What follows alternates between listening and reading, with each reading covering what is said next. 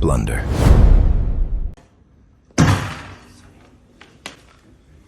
Oh my god!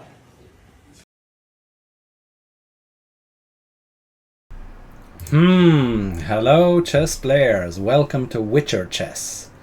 You voted for a series about blunders, so let's begin the Blunder Hunter, as I call it. Over the coming episodes, we'll explore the different types of blunders, why they happen, and most importantly, how to reduce them. Because if you think about it, you can never eliminate blunders completely, yeah? Everyone blunders, even world champions. The difference is that stronger players make them much less often and recover from them more effectively. Chess is often called a game of mistakes, so throughout the series I'll share practical ideas, habits, and training methods that will help you blunder less and play more consistent chess. But before we can learn how to reduce blunders, we first need to answer a simple question. What exactly is a blunder? Yeah, so let's see. So what is a blunder? A blunder is a move that significantly worsens your position. This usually means you lose material, allow mate, fall into a tactic, or throw away a winning position, for example, stalemate. In simple human terms, blunder is a big mistake that makes you instantly facepalm and look stupid, yeah? So we've been there, we've done that.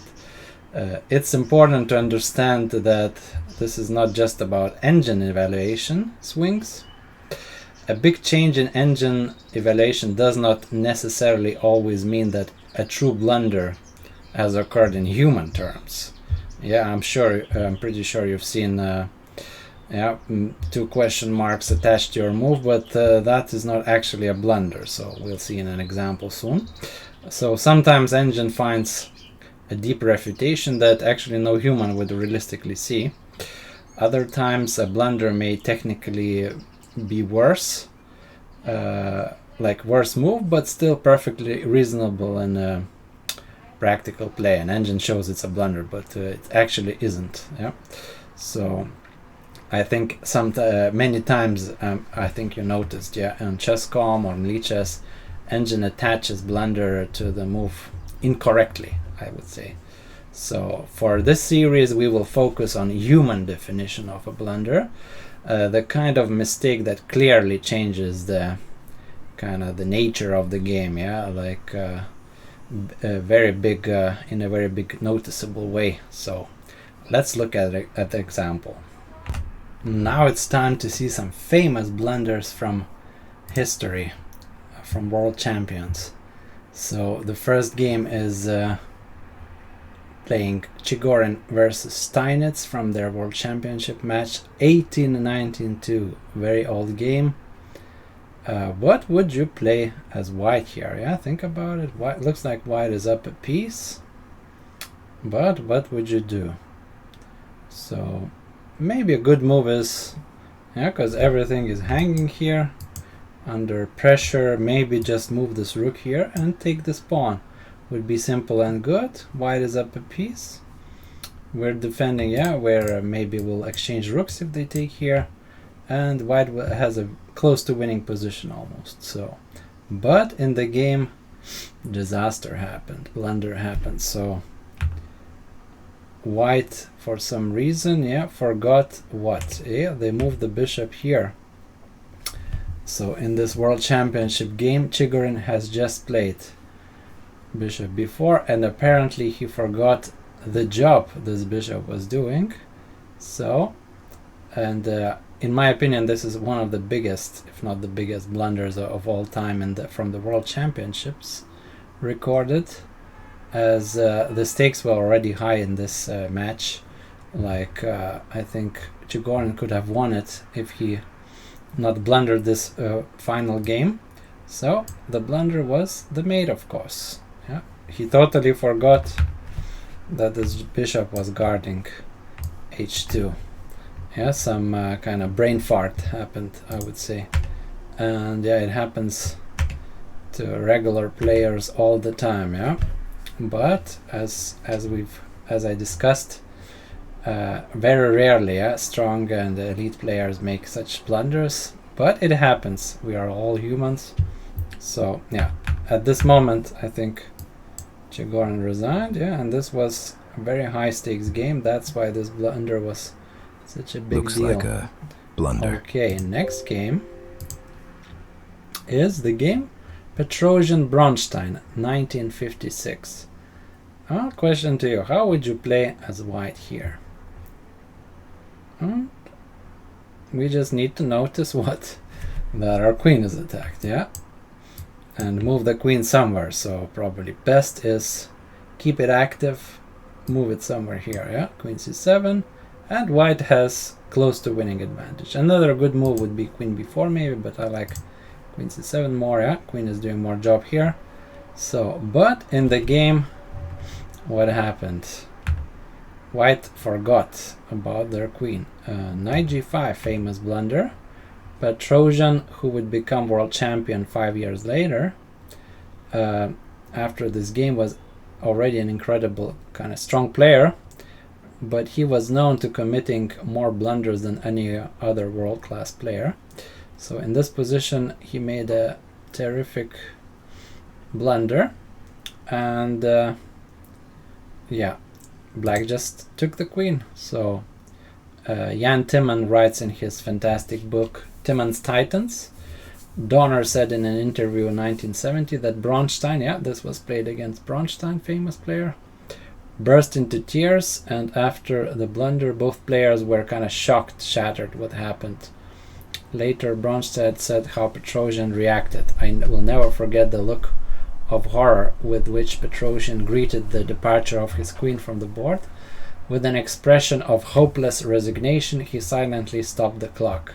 A tragic end to what might have been the game of his life. Yeah, of course white was winning in this game, so yeah, very sad when this blunder occurs. Yeah, totally heartbreaker, especially when you have winning positions and you blunder. I think, yeah, if you play tournaments, you might share this feeling.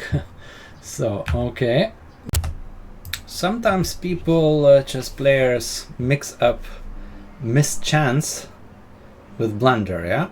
What is mischance? Mischance is actually not a blunder. It's different thing.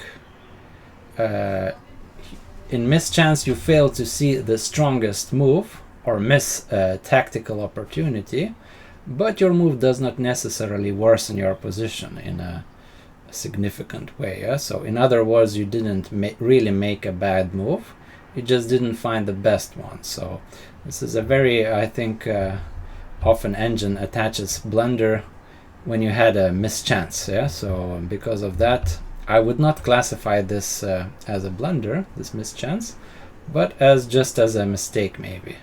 So let's see an example to make this clear. For example, let's check my recently played blitz game.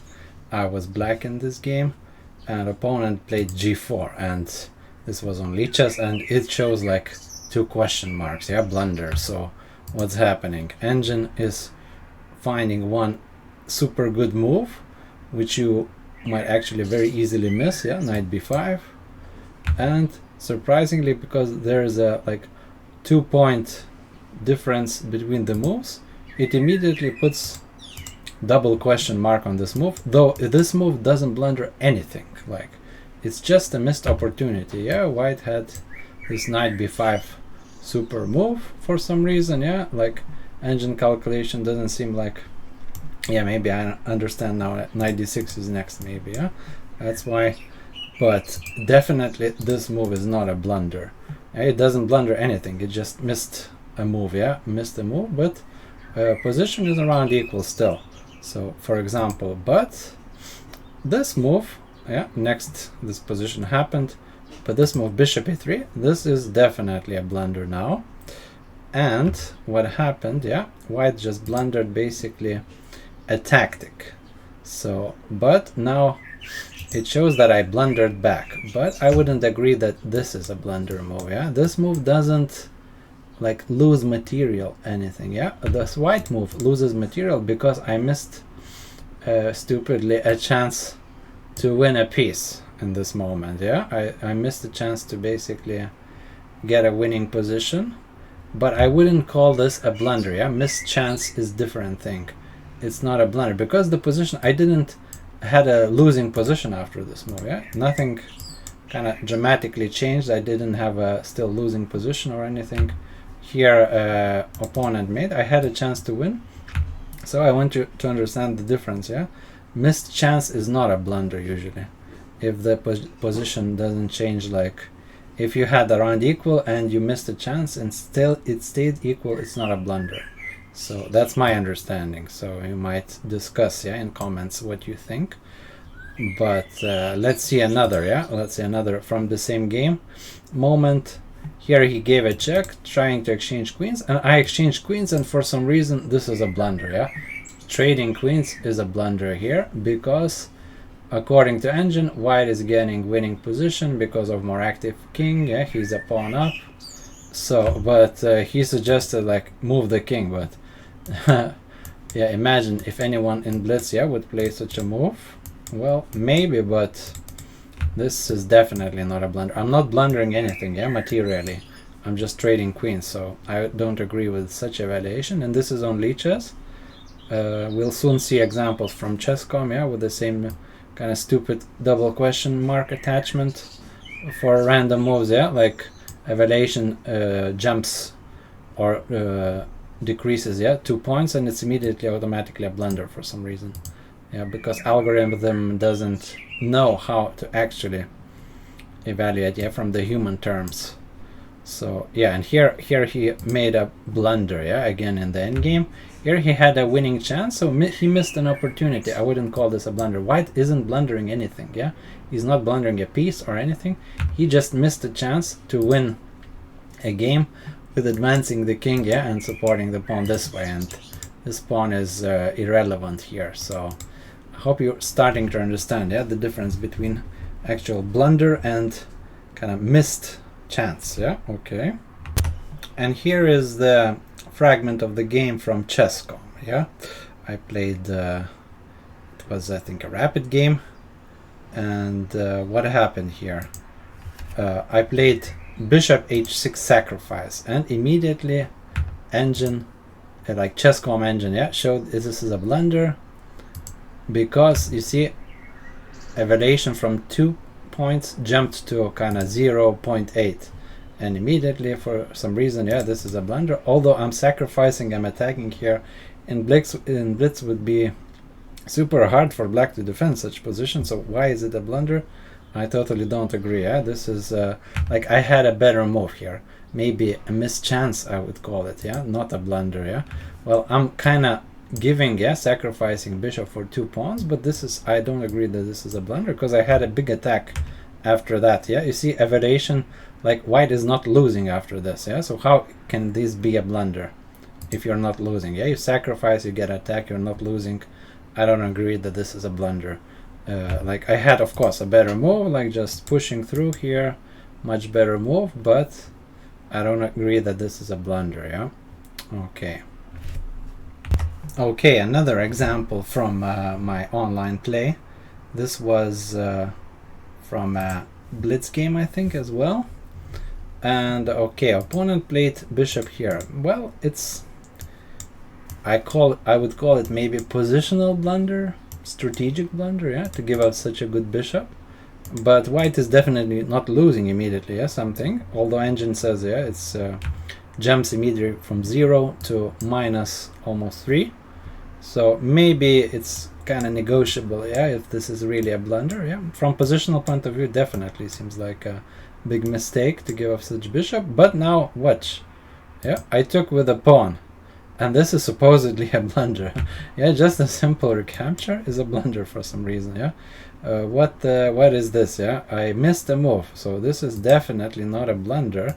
I just retake the material. This, considering this was a blitz game, it was almost instant recapture, but I missed a big chance to, like, how can humans spot such a move, especially in blitz? In classical, maybe I would spot it. This is a 4 move in between move. Bishop is kind of trapped, and I attack after that. The king I recapture later, and if he moves the bishop somewhere, I have a big attack. But This is just a mischance, yeah? This is not a blunder, recapturing, yeah? How can recapture be a blunder? I just missed a chance to get a big attack. So, okay, and another moment, for example, here, I had like queen b8. How can this simple move be a blunder? I'm not blundering any piece. Changed on engine, yeah? Like +1 for white immediately for some reason. He considered this a blunder, yeah, but I'm not blundering anything. I'm not dropping a piece, dropping to some tactic, yeah. Supposedly, yeah, this was a very good move, yeah, and then just taking, and I'm not even understanding, yeah, what happens here. Oh, queen g5, yeah, okay, but very hard to spot in Bliss, yeah, such a move. So I don't agree that, like, for example, such a move, queen b8, would be a blunder. I wanted here to say take my pawn and open the lines. Not so sure, guys. I am doing just a practical sacrifice without any some traps or something big prepared. And my point is just to create some threats on the opponent king in these conditions. I don't take now, I don't have anything, so better take. Yeah, Witcher is going to take. I was just trying to sacrifice and see what he does here. Wow, okay. Little traffic. This was the GM bluff, guys. Okay. Oh my god. Here we have Short versus Chiburdanidze, two famous players, 1985. How would you play with white? Yeah, we just need to spot what?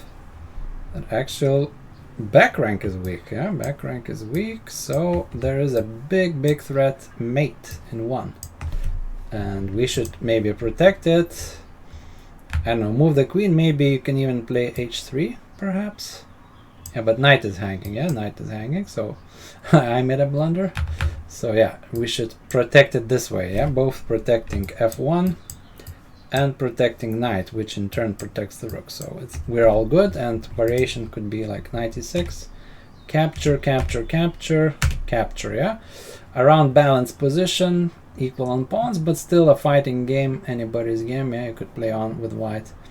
But in the game, white totally forgot about this back rank, yeah, maybe he hallucinated for some reason, maybe the king was here, yeah, some hallucinations can happen, brain farts and so on, so yeah, and white got mated in 1 move, yeah, happens in but yeah, stronger players, as I said, make these very not often, yeah, very rarely, super rarely, yeah, that's why they're strong. So looks like rain. Okay, this was from Karpov Kasparov, 1987 World Championship. And what would you do with white? Yeah, bishop is hanging. What would you play? Well, we don't want to really take, perhaps, yeah, because black might open his rook, yeah, activate his rook, so maybe just retreating would be good enough, and white has clear advantage here. But white made a fancy move, rook c6, trying to kind of protect with the rook, yeah, not moving it anywhere. So what's why this is a blunder? 95, suddenly this rook has nowhere to go to keep protecting the bishop, and everything is hanging. So white had to ditch the exchange, and basically after this, black later won. So unfortunate blunder, yeah, losing material. So for now, we kind of looked at mate in 1, losing material, tactics, yeah, tactics and mate in 1 tactical blunders are the most kind of, I would say, the biggest part of blunders, yeah. Like we will see in future videos, I will discuss types of blunders. Usually there are also endgame blunders, strategic, positional, and so on. So, but tacticals, this is what we know, yeah. These are the most kind of famous, dropping a piece, losing to some tactic in couple moves. So okay, let's see the next one. Another famous game, Christensen Karpov. I'm pretty sure many of you have seen this on YouTube. So how should black play in this position? Yeah, maybe I'll flip the board. what should black do? It looks like opening with some kind of Sicilian or something. Yeah, we just need to develop. So where would you develop? Maybe queen c7 is a nice move. Maybe, I don't know, bishop e7, maybe a bit passive, but bishop c5 looks interesting as well. Karpov played, he decided to put the bishop here. But why is this bad? Yeah, why is this a blunder? If you haven't seen this before, pause the video, try to find the answer. Well, when we look for tactics, usually we look at unprotected pieces. So how can we attack both of them at the same time? And yeah, as Bronstein said, I think chess is a game of double attack. So look at this. Yeah, queen is famous for double attack. Queen moves back. Yeah, kind of very easy to miss backward move. And we attack both the bishop, lose knight, and they cannot connect to each other. They cannot save, black cannot save them both. So Karpov had to resign in such a position. As the saying goes, loose pieces drop off. Okay, next one. Here, game Benjamin Gulko 2000. And what would you do with white? What would be your move? Pause the video if you need. Yeah, very sharp position. Black has some passer. Yeah, very like white is on the G file.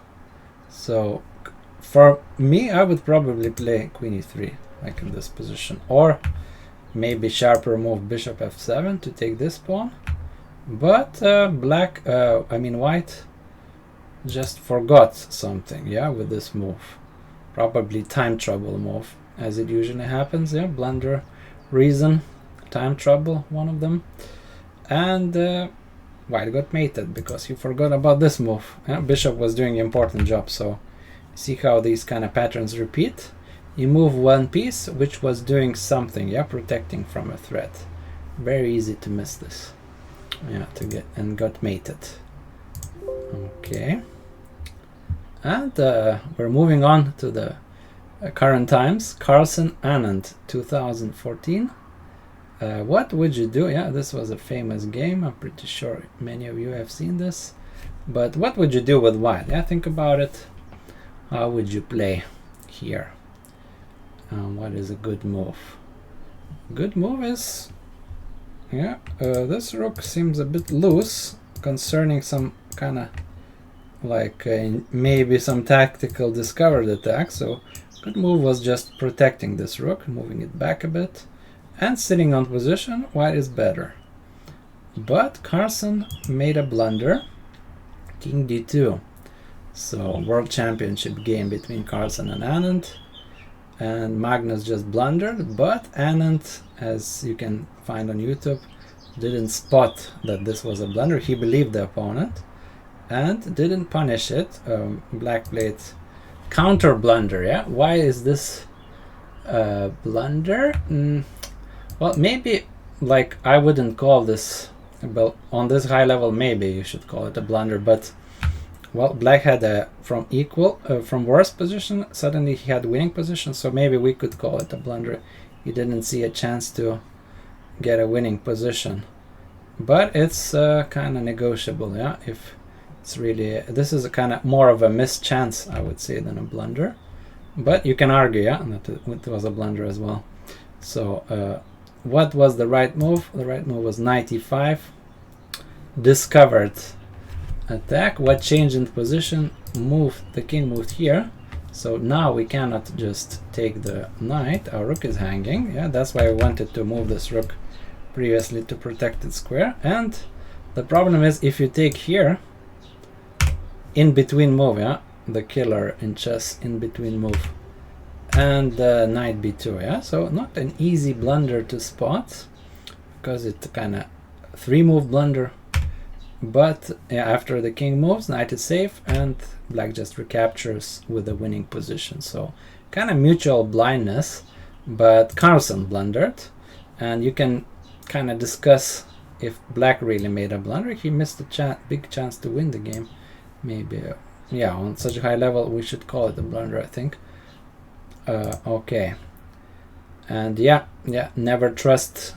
Yeah, the lesson from this is never trust your opponent, even if you see, yeah, we're humans, we all make blunders. We're not computers. Yeah, so if you calculate a variation which looks nothing wrong with it, go for it. Yeah, never trust your opponent. Okay, another famous blunder from Carlsen against Nepomniachtchi, 2017 London. I think this was from their championship as well. So some exchange happened, and now white has just to retake CB. Yeah, and this would be around equal game, opposite color bishops. White would probably make a draw, but white went fancy for more.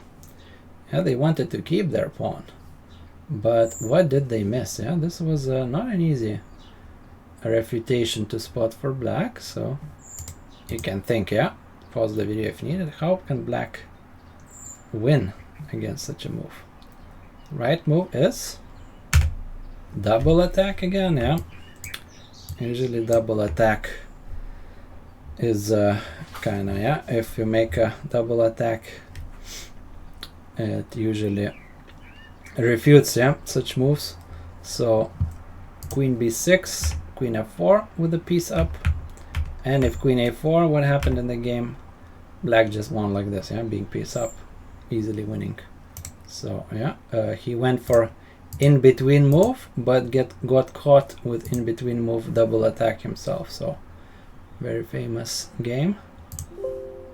Next example is, we're gonna look at some couple endgame blunders now, the famous from championships. So this was not a championship, but Firouzja Carlsen 2020, and white was on the move.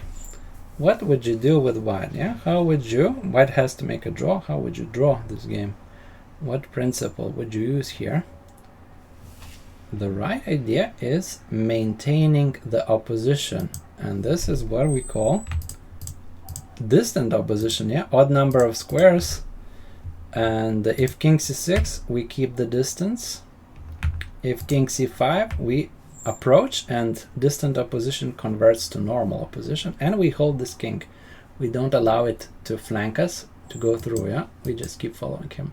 So another line, yeah, maybe interesting, could be black regrouping to another flank, but we still hold what? We hold what is the move now? We hold long opposition. Yeah, again, odd number of squares, and if black king approaches, we convert to normal opposition, and we hold this king, we don't let it through.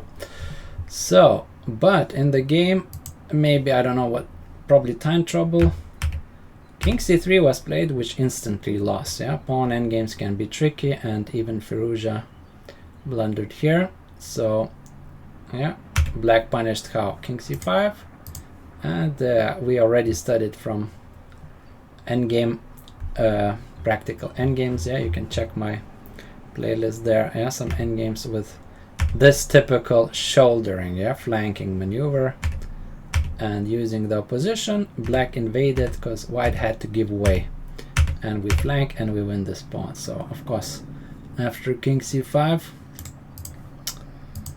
white resigned, yeah, because you see in this shouldering maneuver.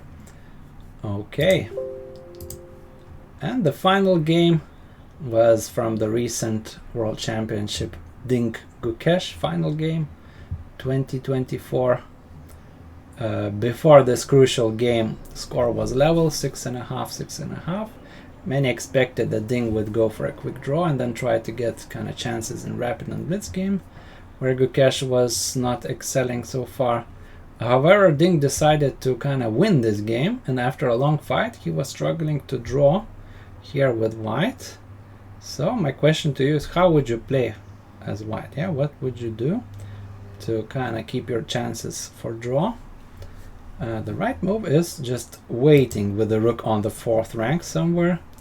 Could lead to a draw on this high level. I think he could have made a draw, and but black has a plan. Yeah, he would try to put the bishop maybe on e4. Let's see some variations. Maybe remaneuver this bishop. Yeah, white gets back, white is waiting. Yep, black puts the bishop, but white has now to kind of be brave and go into this endgame. Not easy to see at all. Yeah, how we can draw, but eventually, yeah, very good move, rook d8. Only this move draws. Yeah, we drive the king in front of the pawn for a moment. We push our own pawn. We force matters like this. Yeah, if e2, king f3, and finally we sack the rook and should make a draw. Yeah, king, white king is shouldering. Yeah, kind of the black king cannot approach fast enough. So very long line, but on this high level they could have seen, yeah, maybe this. But what happened? A disaster happened, yeah, and basically because of this game, Ding lost the match. So rook f2, he went into endgame thinking this is an easy draw, but he missed what? If you haven't seen this game, think for a bit. How could you win with black here? What was the right idea? Of course we exchange, but not because we go into bishop endgame, which would be actually draw, but because we go, I think this was the missed move maybe, so yeah, and we go into the pawn endgame. So I think a couple of comments here, yeah. Endgame is lost, white king cannot maintain the opposition. So how did such a mistake happen on such a high level? Yeah, I think best explanation was given by Geary. When a computer is overheated, it shuts down to protect itself. Similarly, when there is too much stress and fatigue going on in the brain shuts down for just a moment, yeah, to protect itself. And this is what happened to Ding. Despite all his efforts, his brain simply betrayed him and stopped working for a moment. Yeah, it happens on lower level, it happens a lot, yeah. But even, yeah, blunders on such a high level, they went into the endgame. So here maybe white had needed to finally do this chance, and now black needed to find the only winning move, which is what? You can think, yeah, well, this was the white's still best try, but it's still lost position. If black finds the only winning move, which is what? King e5, distant opposition, like we've seen in last example. Yeah, king d4 wouldn't win, king d2 holds the king. Same thing with king e4, king e2 holds. So king e5, that's how eventually, yeah, f4 is winning. Yeah, because our king goes in front of the pawn easily. And if king f1, then king approaches and we convert to normal opposition, but it's white to move, so they have to give way, and this is winning. So in the game happened king e3, but after king e5, white had to resign, because what happens, yeah, if they move the king, f4 wins. So yeah, we should still kind of very unfortunate that this happened in the last game. But yeah, blunders is part of chess, so that's why chess is a game of mistakes. So that's why it's hard, but also interesting that way. So thank you for watching this video. This was just the first kind of introductory episode of the Blunder Hunter series, where we just discussed what is a blunder, what is a missed chance, and looked at some famous blunders throughout history from world-class players. The next episodes and plans are to discuss the types of blunders, why we blunder, and tips how to reduce blunders. Yeah, so see you in the next episodes.